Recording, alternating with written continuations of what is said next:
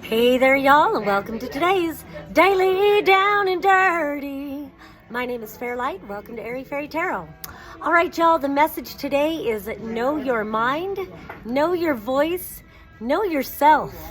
And I feel like adding on a, fuck yeah. No, I'm kidding. I don't know. Anyway, so we start out with this 11 of air reversed. Whenever I look at this card, it reminds me of the Science of Mind teachings.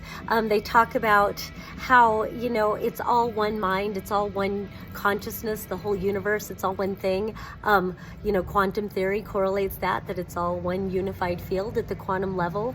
So it's all this one consciousness, this one mind, and it's flowing into the heart of the individual human. And so it's like really knowing your divinity is really, but also knowing your own mind. With this being reversed, it feels like maybe you're suffering from some indoctrinated belief systems, indoctrination, not really connecting into the truth of who you are. And it feels like the theme of the day is living your purpose, living your soul's purpose. And this one kind of stood out by itself. Then it's interesting the way the cards came out. So it's like you've got two overlighting cards. The two overlighting cards, one is the 11. It's interesting, we get all these 11s. Just these two cards together, you've got 11. So there's some sort of a doorway opening up for you, some sort of activation, some sort of opportunity to attune your frequency to a new paradigm of living, being, expressing, knowing. And so let me put that one back. So we've got this 11 of earth on one side, and then we've got the ace of earth on the other side. So 111. All of these ones showing up, it's time to really have a fresh start, a new take, a new direction, new opportunities. Earth energy is the slowest moving energy of all the elements, but it's also the most sustaining and sustainable. I always say that, it's like cultivating a garden. It takes a lot of discipline to cultivate that garden. It takes a lot of patience to cultivate that garden. It takes a lot of nurture, investment of your time and energy. And so your garden is you. It's your life. It's whatever you want to have put roots down into your life, whatever you're invested in, whether it's a business, whether it's a relationship, whether it's a move, whatever it is, it's an opportunity to really grow new seeds, to really grow your life in a new way that you want for a sustainable way. And with this 11 of earth, I love this card so much. It's such a Buddhist card. I take it to Buddhism because it's like within the mundane is the sacred, and within the sacred is the mundane. That everything is sacred. Everything is relevant, and in that sacred, it's so mundane to be. We are all sacred beings. There's some divinity that really wants to come through, and the reason I correlate it to a Buddhist teaching is, they say before enlightenment, it's chop wood, carry water. After enlightenment, it's chop wood, carry water, but it's with a different consciousness. It's a gratitude. It's a connection to life in a new way of seeing things. So underneath this 11 of earth, we've got these four cards. You've got the major arcana of 21, which normally 21 connects to the earth card, which is the last card of the major arcana. This deck has more cards than that. It's funny I said death, and this so reminds me of an angel of death. And so there's something being brought to completion, some major cycle that needs to end. And I love that in that completion, she's got this sword of truth. It's your truth shining in the darkness, some sort of an illumination that comes out of maybe being in the darkness, being in some sort of depression or some realm of unknowing. With this being reversed, then you've also got the two of fire reversed. Oh, fuck. You've got the Father or the King of Earth upright, excuse me, and then you've also got the Seven of Water upright. So I kind of want to focus on these two cards. The Seven of Water, normally it's the Seven of Cups, excuse me.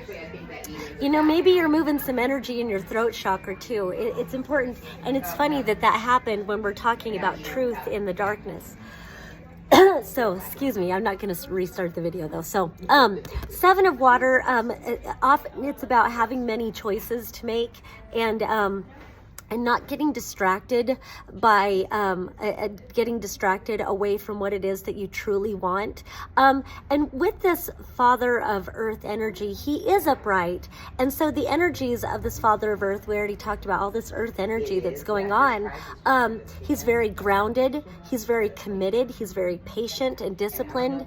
He's very generous. He knows his fucking worth. He knows who he is. And I just love earth energy. Very, very grounding, very solid, soothing energy. With these two cards being reversed, I kind of take it in a different way. Of course, I want whoever is watching this, you are the king of earth. You are this very grounded, abundant, prosperous person, generous, knowing your self-worth. But I wonder if you're dreaming about being this energy, but there's a need to bring closure to not living your passions. So we have this Two of Fire. Two of Wands is so much about the world is your oyster. Where in the world do you want to go? What in the world do you want to do? What in the world do you want to experience, or who do you want to see create yourself to be? Very creative. It reminds me of a Gemini energy, so it's like there's a choice to be made. And so with this being reversed, both of these, it feels like you don't feel like you have a choice, or you don't feel like you're in a position, maybe you feel kind of trapped because you're not connected to your truth, or you don't feel like it's safe to be the real you, but needing to complete the cycle and definitely be true to who you are. And instead of just dreaming about maybe someday I'll do the thing that I want to do, it's knowing your self-worth and knowing your strength and power to be this king of earth. Then on this side, underneath the Ace of Earth, we've got the 10 of Air reversed.